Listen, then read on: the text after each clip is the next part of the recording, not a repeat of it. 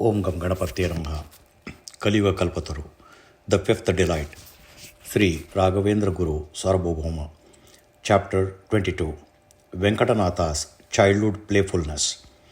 Child Venkatanatha was different from other children, and his playful activities were extraordinary. His games, speech, and movements all reflected themes of divinity, philosophy, righteousness, and ethics. Even before he turned 3, people who saw him exclaimed in wonder, "Oh, what an exceptional child!" His unique demeanor brought immense joy to his parents. Concerned about the potential for the evil eye to affect their beloved and adored son, they often took precautions to ward it off. Growing up as the darling of everyone, Venkatanatha became the very breath of life for Gopikamba Devi. She never left him alone, even for a moment. Venkatanatha was the center of her world, and she showered him with unbounded love and care. Similarly, Venkatanatha reciprocated this love. His deep attachment to his mother meant that she had to do everything for him. Any other arrangement left him dissatisfied. From waking up in the morning to putting him to bed at night, Gopama lovingly attended to his every need.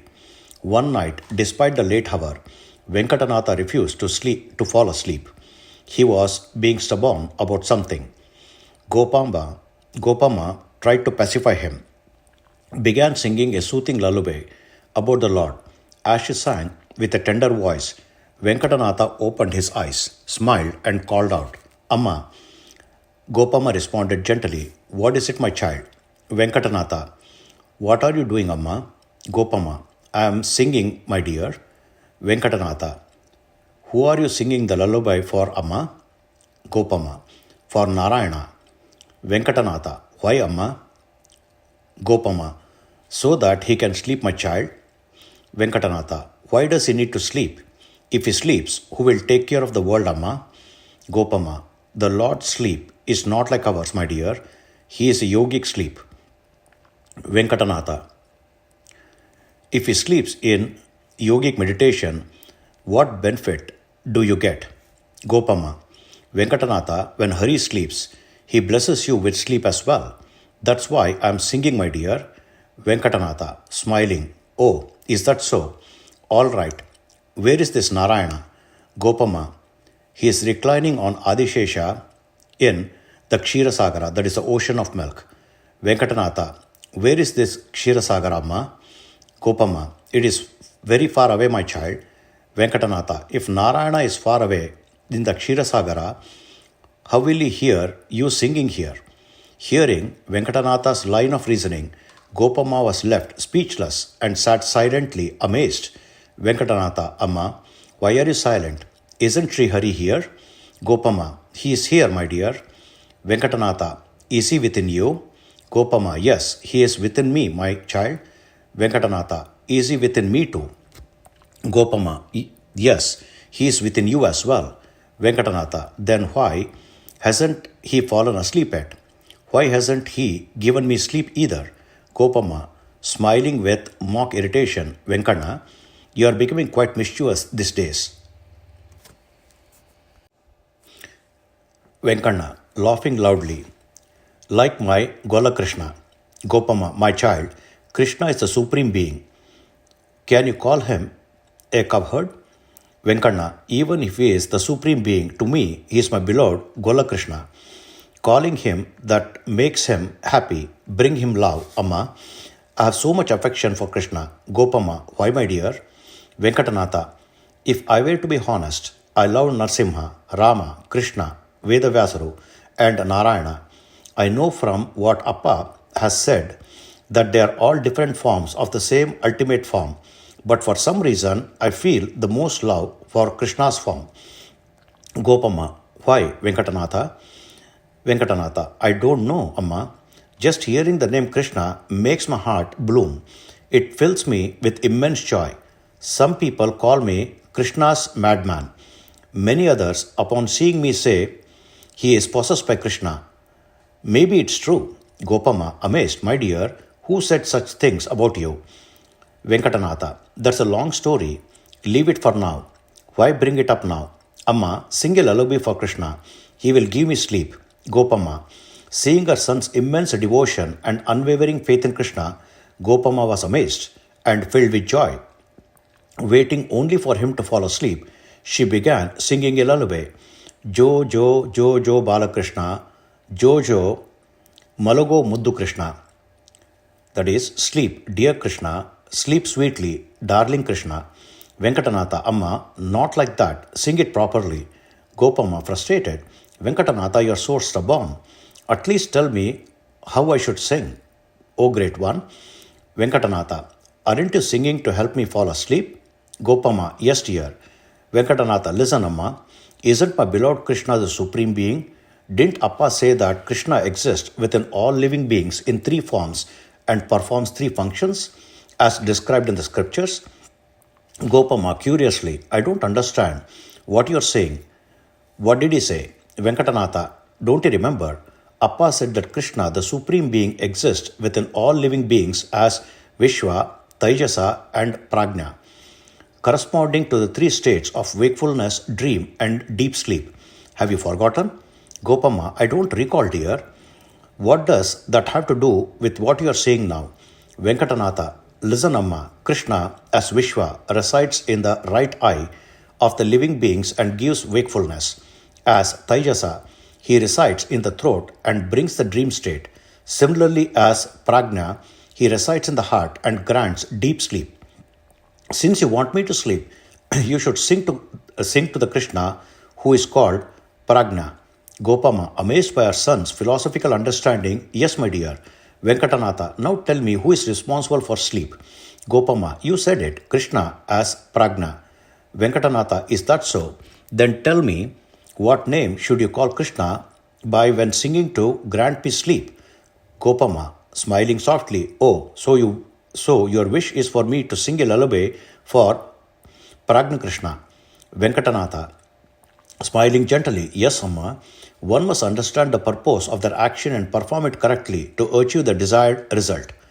Gopamma, conceding with affection, all right, dear, I'll sing just as you said. Venkatanatha, sing again. Gopikamba Devi smiled and sang melodiously, O Lord Krishna, Prajna, to your tender child, O omniscient Krishna, grant sleep, Jo Jo.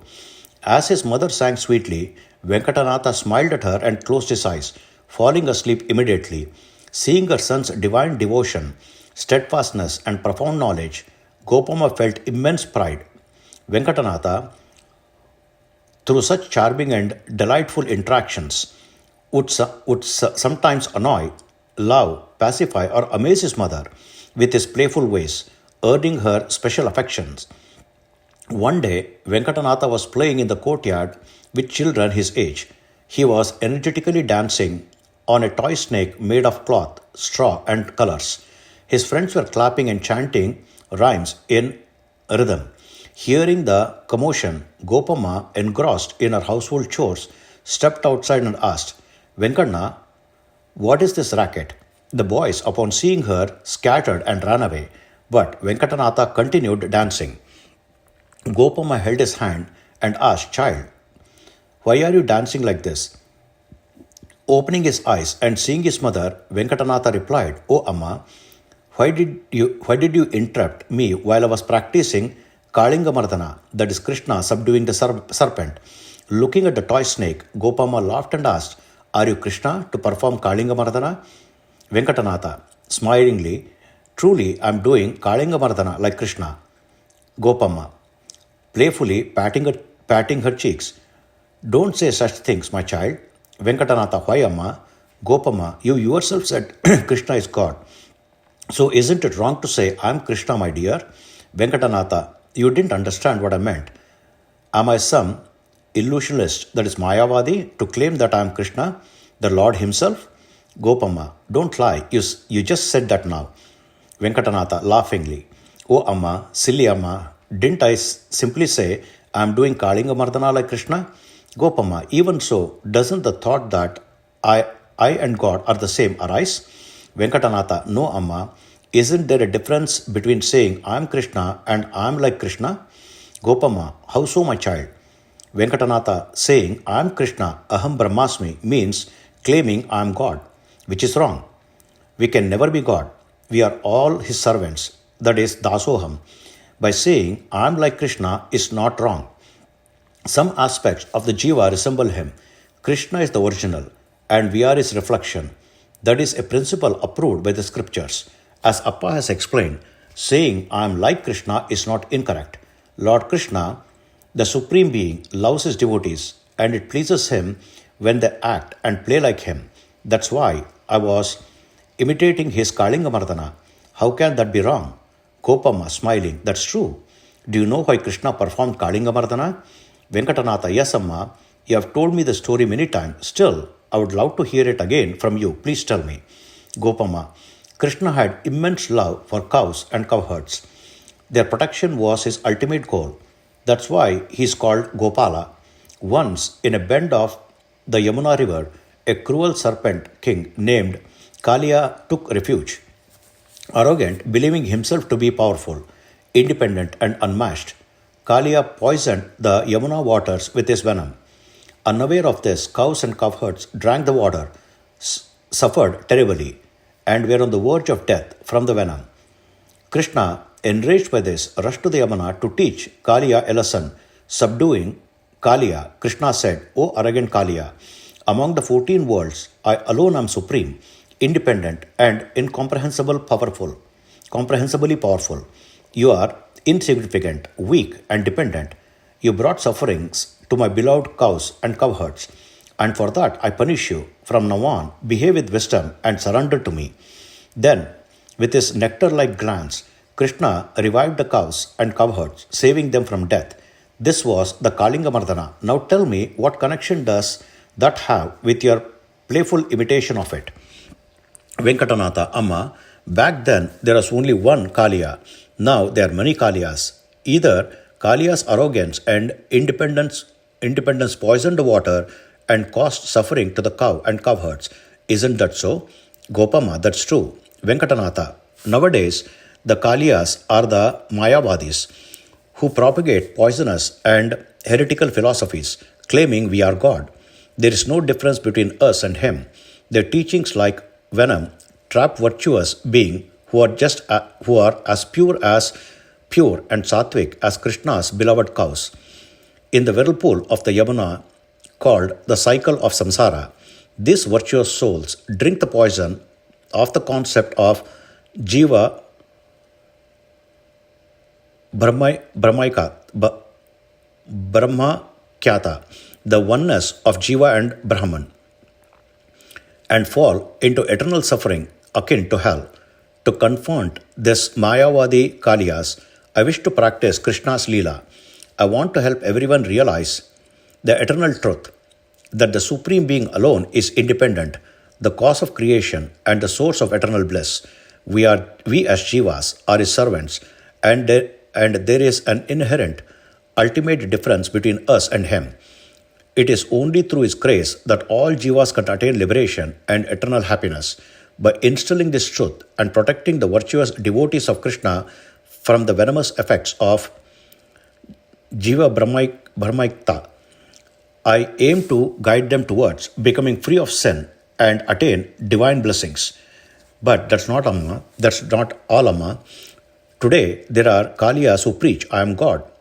In the centuries to come, there will be even more Kaliyas, atheists, and materialistic, intoxicated by the powers of physical sciences. They will argue there is no God. Metaphysical truths and dharma are all false. Man alone is all powerful. Thousands of such Kaliyas will emerge, denying God's very existence and threatening the noble traditions of the Bharatavarsha. To face these challenges, I must show the material science is incomplete and that spiritual and metaphysical knowledge is supreme and complete. I must protect our Bharata, its dharma, its truth, and its beliefs from these materialistic and atheistic Kaliyas. That is why I am practicing now, Amma. Hearing her son's profound reasoning and arguments, Gopama was astonished and said, Venkatanatha, do you have the strength to accomplish this task? Who taught you all this? Smilingly, Venkatanatha replied, all of this is due to the influence and grace of our Kalingamardana Krishna Amma. He alone inspires me. No one else has taught me these things. Gopama, amazed by her son's words, thought to herself, this is no ordinary child. As Lord Venkatesha declared, he has incarnated as a divine being for the welfare of the world. He is a devote born with portion of Sri Hari's divinity. With that thought, she simply said, all right, Venkatanatha, and turned her attention back to her household chores. Thus, young Venkatanatha continued to grow, spreading joy to everyone with his extraordinary intellect, brilliance, and virtuous playfulness. Hari Om, Om Sri Krishnarpanamastu.